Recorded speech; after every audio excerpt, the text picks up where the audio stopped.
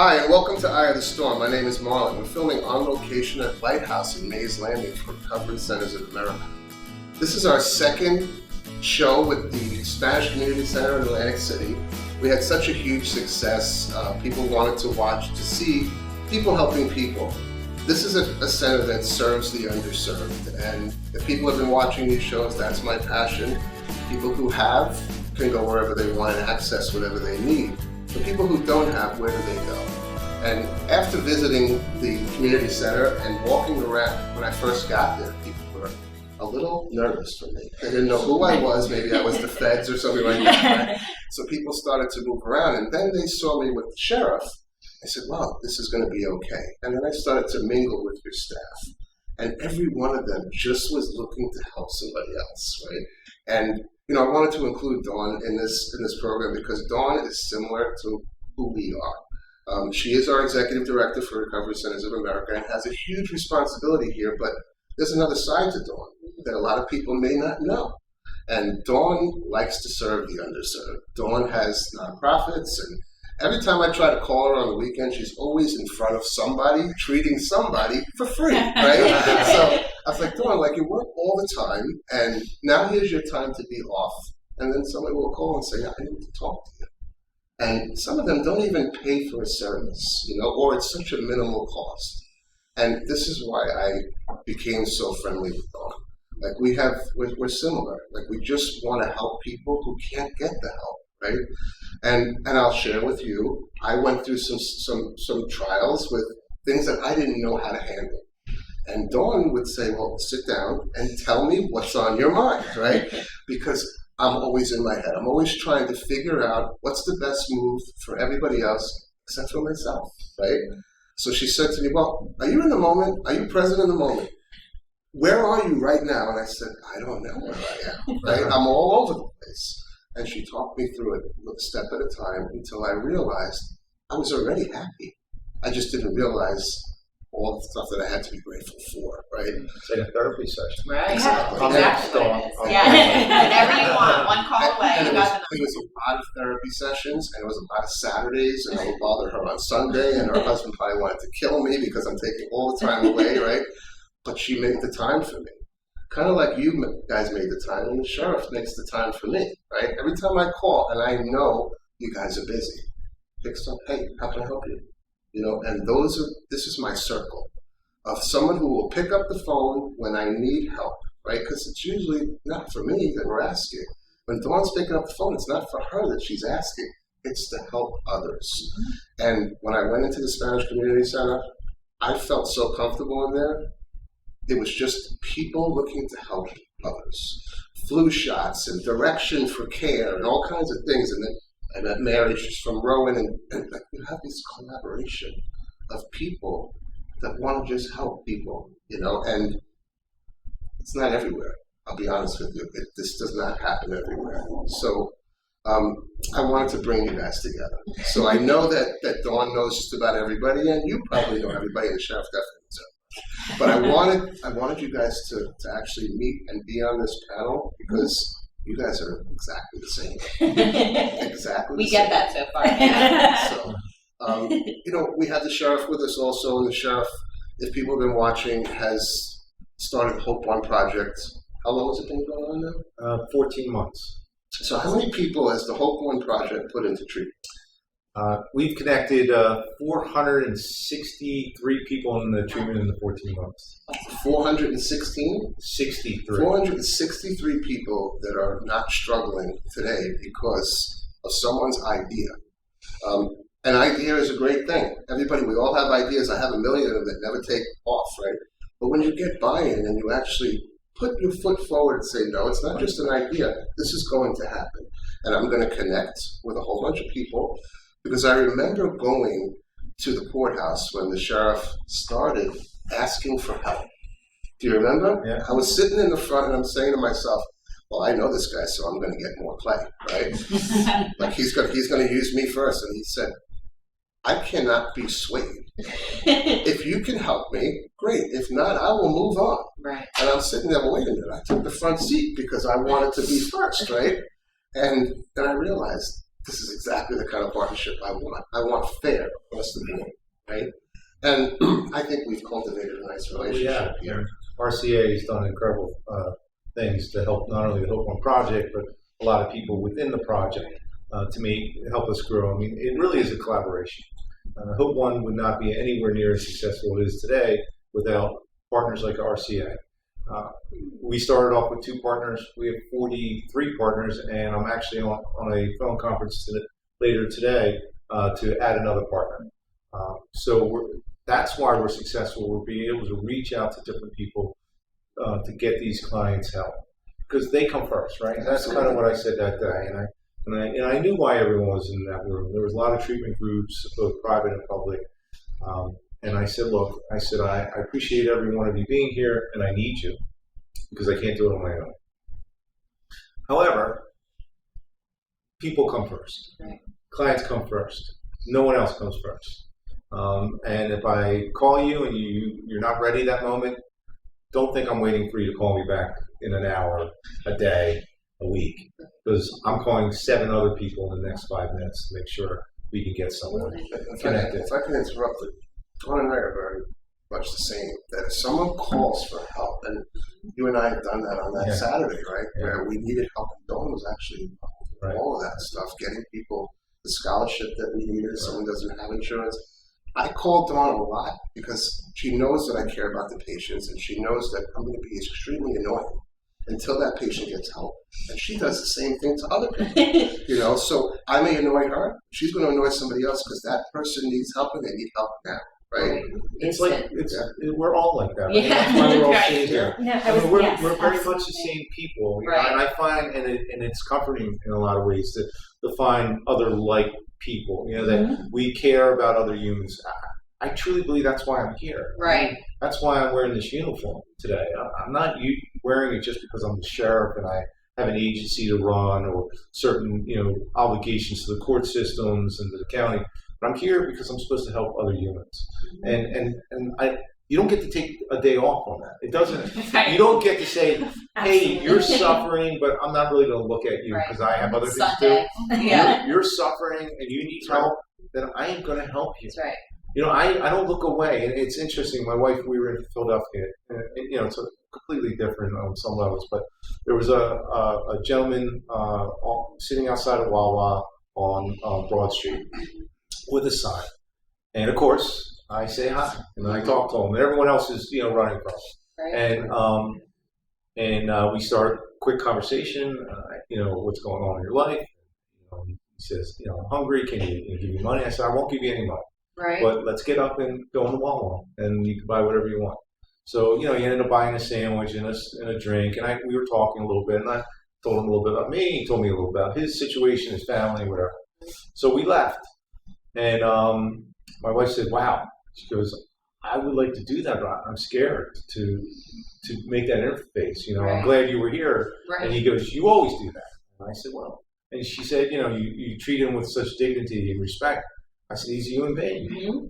He's the same as I am. He's just in a different part of his life." Right. And we all deserve to be treated like that. We all deserve to have the opportunity to get that back for ourselves. Right. Because I think when people are suffering and people are in need, they lose that in themselves, right?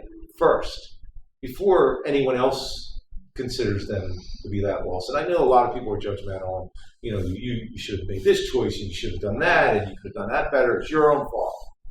If every mistake we made destroyed our entire lives and put us in that spiral, none of us would be sitting at this table today. That's correct. I surely would not be wearing this uniform. Mm-hmm.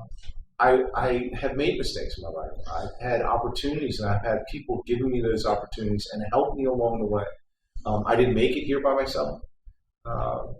Actually, not even today. I was driven by the undersheriff. But we all need help. We're supposed to do that. Mm-hmm. We're humans. We're all supposed to help each other. And we're so much more alike than we are different, right?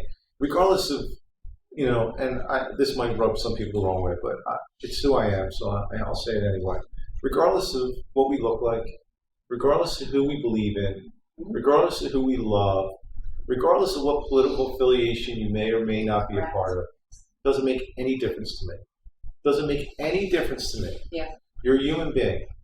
Let's find out what we can do to work together to help people. And that's why I think, when you start creating partnerships and you base it on like-mindedness, that we, care, that we're trying to do something positive. And that was what I kind of said to the group in a little brief thing. Right. Sure. I said, look, we're here to help people. People come first. Right. Nobody else comes first. Absolutely. And we're talking about, the sheriff and maybe other local government coming in to speak to our patients in uniform. And they say, well, why would you want to scare your patients? I said, well, we're not trying to scare them. We're trying to make them understand that just because it's a uniform doesn't mean that they're a scary person. It's trust building. Absolutely. Right. And I know Dawn goes through this facility and tries to talk to everybody. What's bothering you? What are you afraid of? What can I help you with? So Dawn, what are the struggles that you have getting them to understand that we're here to help them? So I think the sheriff hit a really important part, which is a lot of people that are struggling with help don't want to reach out. There's a pride, there's a pride situation going on, or they don't know that they can call someone like any member of the table and get instant help. There's this perception that help is very hard to access for certain, whether it's income levels, socioeconomic, or that no one understands their situation is going to be able to provide the help they need. And I think what you said is perfect, right? If I, didn't take a call on Sunday because it's a Sunday and said, well, I'm not working. Right. That's funny to say out loud. Right. I'm not working, so therefore, it's Sunday, I'm not going to help you. That almost feeds that perception that help isn't available. So, we take it seriously, and it's important when we have a captive audience with patients, and I'm sure the Spanish Community Center does this too, that they understand that we're here to help your whole family, the loved ones, anyone else. It's not just you because we have you, but who else can we help as well? And that's the number one barrier, is people realizing that they can reach out and be helped instantly. And there are people like us that exist. Yeah, so you're wondering why I want to be on this panel, and it's because when someone calls, you react. Mm-hmm. When someone calls, you react. When someone calls, you react. Right. And someone calls me, I don't sleep anyway, because what if I miss a call? Mm-hmm. And that's another thing that Dawn and Joni, our other therapists, talk me through all the time also, that if you miss a call, it's not your fault, right? But I think that if I miss that call, what if that person was ready at that moment that I could call the sheriff, I could call Dawn, I could call you, I could call somebody to get them the resources they need right now, because we all know that window is short, right? And we're in this, right? We're all become soldiers of God, right? That we're not allowed to say no. And I embrace it. To me, it's kind of not like work anymore. I get tired a lot because I'm getting older. I need to sleep. But thanks, Dawn. So, but then when I get too tired, I call her because she don't sleep at all. So, I appreciate everybody being at this table, because this is what it's all about. It's about when someone makes the call, how do we react, what resources are available, and are we directing the right way? And the reason I make connections like this is because we all have something to give here. Right. Like the sheriff said, he can't do this by himself. We can't do this by ourselves. We need everybody's buy-in, right? And the old saying is, it takes a village to raise a child, right? Treating one patient is all of this. Oh, absolutely. It's all of your involvement there. And I'd like to go to you next. And what is your involvement with the Spanish Community Center, and what made you want to do this? Yeah. So I work at Rowan School of Osteopathic Medicine in our Office of Student Diversity. And my role was created when Rowan received a grant, Health Careers Opportunity Program, or HCOP grant. And so myself and 3 of my colleagues were all brought on board within the last year at Rowan SOM to create programming that gets students from disadvantaged backgrounds into health professions. And so then it makes perfect sense for my team at the university to partner with all of the local AHECs. And so that was, my first month of work. I started sitting in on AHEC meetings and getting to know, and Arlene and I clicked immediately of kindred spirits. And I felt the same way. Right, of exactly what you were talking about. That, a lot of people talk the talk, but not everyone walks the walk. And Arlene and I both kind of, in our first meeting, were like, oh no, there's a sincerity here. Right. And so one of my programs that I run is called the HCAP National Ambassadors. And so I have students who are medical students and undergraduate students and high school students who all work together to provide service projects. So they're developing, they're putting on teams together and they're developing some kind of service project based on an issue of medical interest to those students. It's a really great thing. And, I come from a service learning background, and Arlene and I, the whole way here, we're just chatting about the fact that, what's so important when you're coaching people through service. There's a lot of well-intended people out there, right, who make assumptions about the community that they want to serve. Mm-hmm. And the importance of stakeholder voice and involving the community you want to serve in both the design and delivery of your service project. And so, I'm sitting here at this table listening to this conversation, that I'm working with a lot of students who, some of them want to focus on opiates right, as their topics. But unless they've personally had some exposure to that in their personal life, mm-hmm, everything that they're thinking going into a service project is assuming right, a perception about what this community needs. right. And so that's why partnerships are so powerful, because then it's coaching students who, let's talk to people who do this work every day. Let's talk to people who are actually suffering with this addiction every day, and getting a sense of what the need actually is, right, rather than the need that we're assuming love it to have is. Marlon help one. And this is exactly. Oh, we're going to talk This to is exactly This is what we're doing. Yeah. Think about it. I'm a big fan because I can put you in front of anyone you want. And to me, here's the back end of it, right? This is the people helping people part. Right. The more we learn, the more treatment options, medically, psychiatrically, that we come up with, the better able we are to serve the populations that we're dealing with. Right. So, it's checking all the boxes, and it's also the circle, right, of coming back to the idea that we're here to meet our patients' needs, to ensure that we're giving our populations what they need. And I welcome it. You and I will be fast friends as well. I'm very excited. Yeah. But I think it's a really cool opportunity to not only educate the public and your students, but the community about the true form of, for us, the disease of addiction. And doctors, and I've spoke to Dr. German, of course, from Rowan. And there's a stigma in the medical profession about addiction, just like there is in law enforcement, just like there is in many different groups. And that stigma needs to be broken, right? Mm-hmm. And it's only broken through. And training alone does not break it. I could stick someone in a room and I can tell you all the facts and figures. What breaks stigma is relationships and experiences. Right. So getting people out there, working with people, because what we think is an opioid addiction is really a cocktail of issues, right? Mm-hmm. And what we think a person who is, in active addiction, what we think they look like and where they come from and who they are is nothing what is true. And I'll be the first one to admit it, that 15 years ago, I had a very narrow view of what addiction looked like, right, and what recovery looked like. Right. Of course, 15 years ago is when my oldest daughter ended up in active addiction. And over the past 11 months, she's been sober and clean and doing really well. And but it's been a long, long struggle.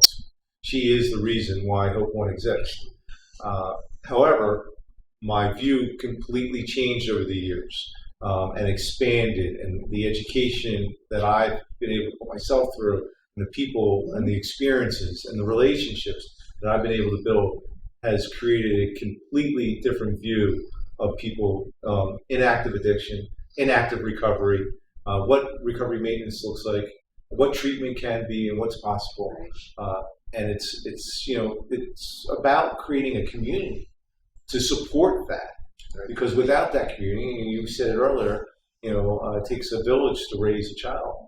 Well, that's really who we are, right? We're a giant village. Yeah. And we have to learn to be a village again, because we've lost that. We've gone on our merry way, and our lives are too important and too busy, honestly, to pay attention to our own family members, let alone someone else. And we got to kind of draw that back and start paying attention to each other again. And, Agreed. Agreed. We do lose our way. Everybody gets real busy. We're all focusing on what our responsibilities are at the moment, right? But there's all these other people reaching out for help, right? And when I came to Recovery Centers of America, and I was sent to Lighthouse, and then when Dawn came on, I realized that it's okay to be the way I am. Because so is she. And so is the next one. And so is the next one, right? Like, I don't feel like, I felt Isn't it great to say, I'm amongst my people? Yeah. We all speak the same Right. language. We're all just being ourselves. When I went back That's home, it. like the first time I went back to New York to a dinner, and they said, "So how's it going?" I said, "I'm the misfit that fits in. This is perfect. You know, everybody feels the same way that I feel, and nobody gets turned down for help. Mm-hmm. You know, and that's why I was comfortable in the Spanish Community Center. So, Aline, we talked a little bit about the space that you have available, the trainings that you might need to have, the connection with Hope One, and maybe bringing people together in a larger space. And, you know, I spoke to Dawn, and we would like to offer you a room whenever you need it, scheduling permitted. I'm not going to, because Dawn will yell at me. So you work it out with Dawn. When you need the room, you know, we want to bring everybody together. And Mary, you were talking about educating children. Dawn's going to light up because I know, like, she wants to talk to them too. Yeah. You know, because now she's going to bug you. Great. You know, I want to talk to them. Now It's I'm not gonna bugging. get annoying. Now I'm going to get annoying. Yeah. It's unique, and this is, I think, Atlantic County is very lucky that we have Sheriff Scheffler, which I can't say that 5 times in a row. One of the things, and you spoke about this, is sincerity. And what makes you different than any of the other sheriffs that I've met across the state is that there is a sincerity that comes through you. There is compassion and empathy that is there. And it's very interesting. At the Spanish Community Center, people say, I'm not Spanish, I don't need. No. We help everyone. And it's our programming is dynamic. The root of what it is that we do and the reason that we do it, we have an office in Landisville that is in dire need of help. Just aesthetically, it's maybe a tad bit unpleasing to the eye, but it works for our community. We just need to bring it up to date. But you could come into Landisville, and if we're having a cup of coffee, we're going to offer you a cup of coffee. We don't look at you as a client. You're an individual Right. that is going to need some help. We have an emergency food pantry. We've utilized, quite honestly, small closet space as an emergency clothing closet, where for me, I look at space and it's opportunity. Oh, yeah. And it's opportunity, and we spoke about this briefly. You cannot provide service delivery the way that it's always been. Nowadays, because, and I don't want to age myself, but I know that social work is my discipline. But social work now is there's a lot of changes from when I did it 30 years ago. And now, so we take some of the old values, we appreciate with them, we stay with them. And then we have to adhere to the standards and everything that it is that you have now. Theodore. Right. Exactly. But it's very unique so we may have a different type of culture there, but even here, we have culture. Right. We have culture that we all understand. And I believe that what binds us or keeps us together is the sincerity, the compassion, the empathy. It is not looking at the traditional problem the traditional way, because there are no traditional problems. Right. And every individual is unique.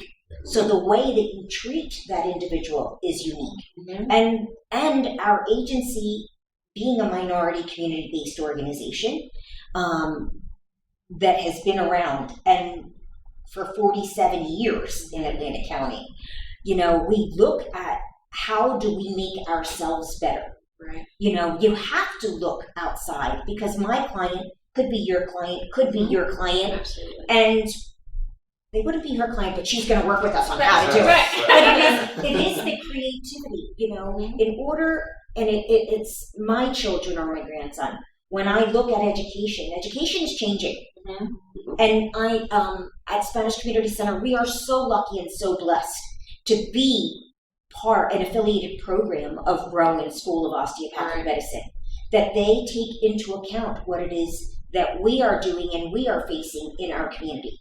It is when you look at the health demographics of Atlantic and Cumberland, and even Cape May, but in Salem County, Right. in South Jersey, although Trenton, they're not good.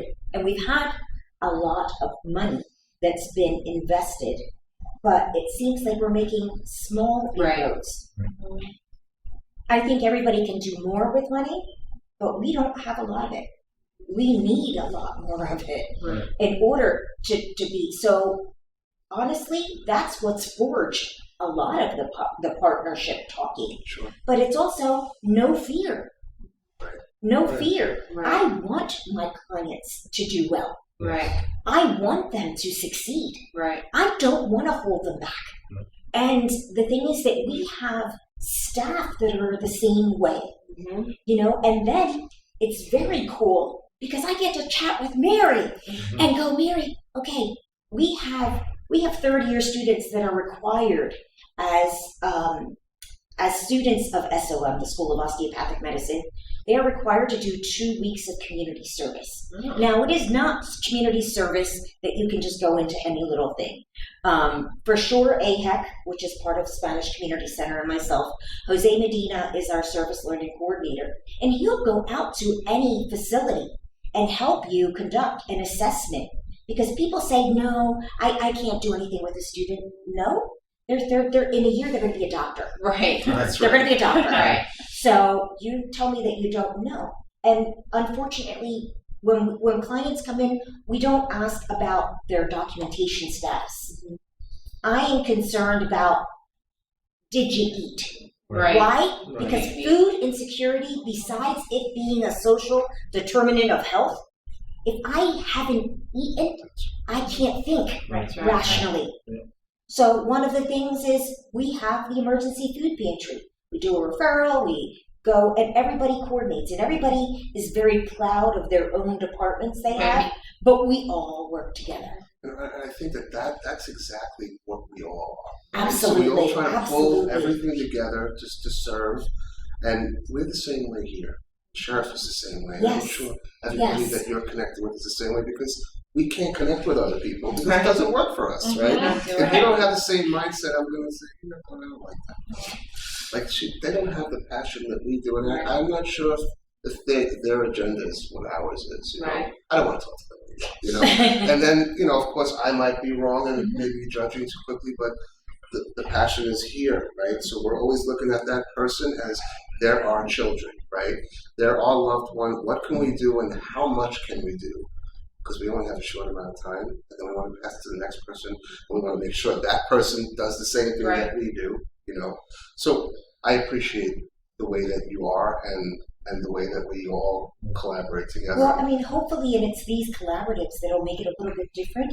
We're working from the top down, Right. Because I kind of have the two hats, and then I get to work with her from the bottom up. Right. So that and that's the really exciting thing with HCOP joining the group, because what she has that's different than we have, she has the high schoolers. So when you're teaching service learning and appreciating narcotics, or drugs are changing, Right. and the way that you look at them and the way that you may see them is different.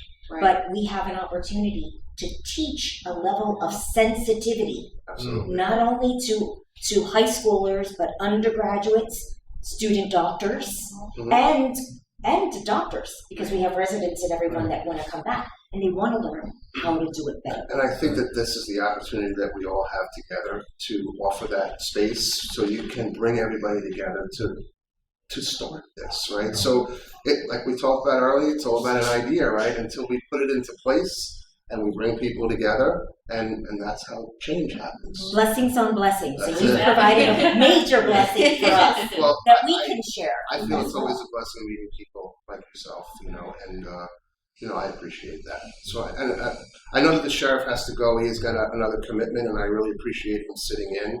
And Sheriff, we want to do some more stuff with Hope One project, and we want to capture your efforts to make sure that other people get involved with your organization, because Hope One is funded by all of us, right? It's a personal mission. You want to give, you give. It's not something that corporations are funneling money into. This was an idea. Or the county, right?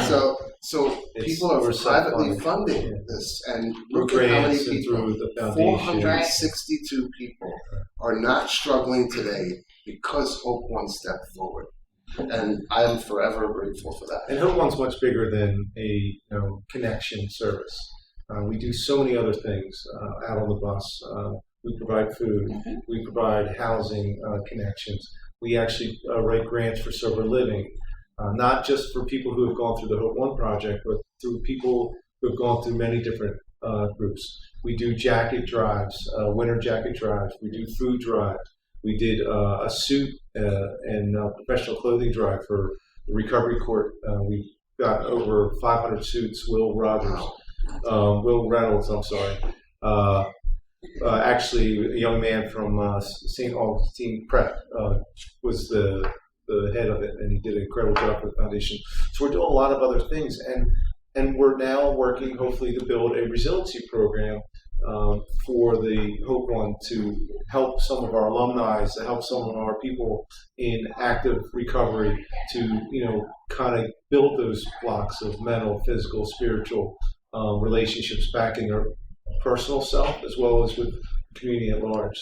Because if we're just connecting people, I think we're failing, honestly. Right. If we're not holding their hands and helping them and picking them up and being a part of that process, then we're not creating community. And you were talking about service. Service is so important, right? Service teaches us, compassion, tolerance. It's amazing what service really, truly is. And it's honestly, it's in some ways selfish because it makes you feel wonderful, right? So, it's something that that gratitude that you get to give back. And, Right.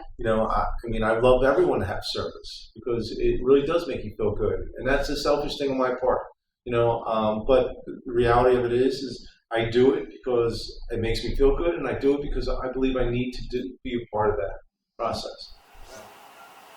We're back with the Hope One project on location at Journey Church? Turning Point. At Turning Point. So what's the mission here today? So the mission is to get those that are in need of treatment where they need to go. There's a lot of individuals that came out today.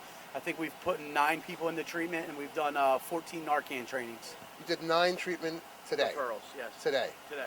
So Lindsay, what's the biggest struggle when people say that I need help, but I don't want to go, or they're not going to accept me, or how do I get in? Well, if they're ready to go, they're ready to go. If they know that they need treatment and they're going to be open-minded to the process, then, we can get them where they need to go. So sometimes when you tell a person, and a lot of people have made a lot of promises that they're going to help the underserved, and when they're ready to go, are they shocked that you have a resource for them right away?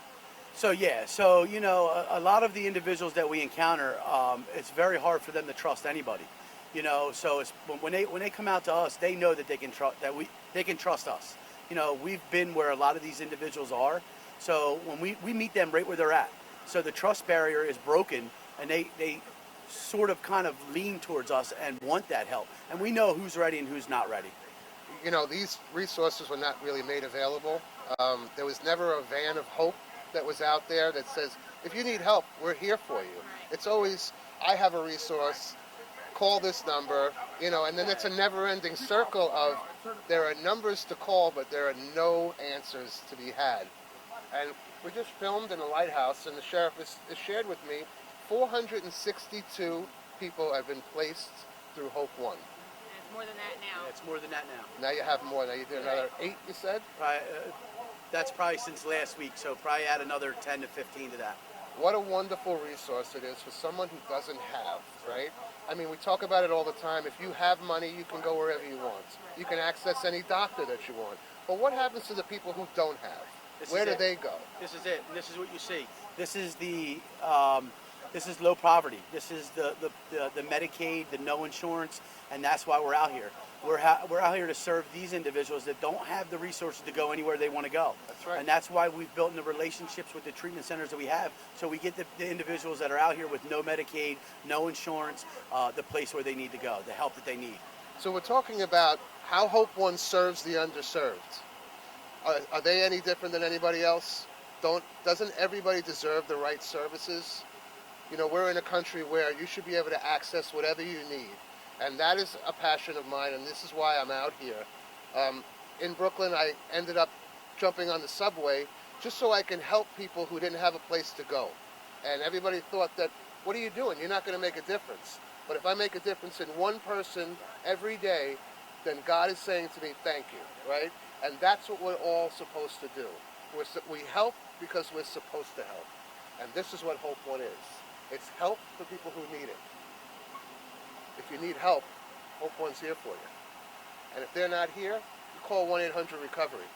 I'm from Recovery Centers of America, and I want you to call with a problem. I want you to tell me, I can't access treatment, or I don't know what I'm insured for. Let us run your benefit. Let us place you if you don't have the right insurance. Let us help. We want to help. Hope One wants to help. The resources are available, and I won't stop until everybody gets what they need. Find these real people that care. Find the real people that care. See what happens if fake people care. People go to hospital. So I thank you so much for your service, and your community center is so beautiful. It truly is, and having your doors open to everyone, and to, regardless of who they are or where they come from, and being a part of that is so important and such an example, because not everyone does that. You know that. A lot of times, unfortunately, we like to help those who look like us, speak like us, believe what we believe.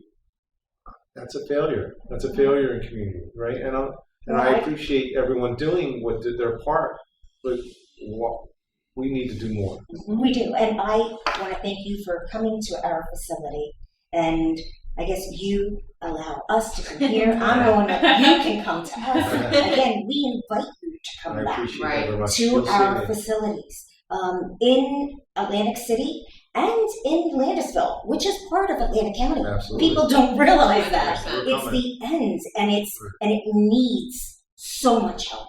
So much help. There are no resources, community resources that are there. We have our school systems, but when we're looking at the poverty level of the students and the kids that are there, we don't. Well, let's partner with Hope One, because Hope One's much bigger than just a placement group, and we're looking at problems, we're looking at difficulties in different communities, and we're trying to pull partnerships to solve those. We've been talking about with Rowan Medical School about expanding treatment off the bus, everything to actually like a mobile medical unit. Yes. That would be, we could get everything from shots to wound care. And we love to be out there. If you have a problem, we use the vehicle, we'll get out there, we'll make connections, and we'll help you. We want to be able to do that. We want to be able to have the resources coming into the community. We want to have our student doctors on the units, helping treat, helping to understand. It's funny, the campus is in Stratford, and you drive 40 minutes, 35 minutes to our Landisville office. And the students traditionally will look around and they will say, "Are we still in Jersey?" And I'm like, "Yes, and in Atlantic County." Right. The casinos? Yes, that's here. It's in this county. Right. And they don't recognize that this county is so diverse. Yes, it is. And unique. And it is only through the partnerships and creativity that allow us to look at maybe the same problem, or maybe not, in a different way, with a different set of lenses. Yeah, and I think that's what we're all trying to do, is trying to bring everybody together and give you an area where you can invite and actually start to plan. And Sheriff knows that Hope One is always welcome in this building. Rooms are always available, and when we collaborate together, we can find a solution. And now you have Dawn.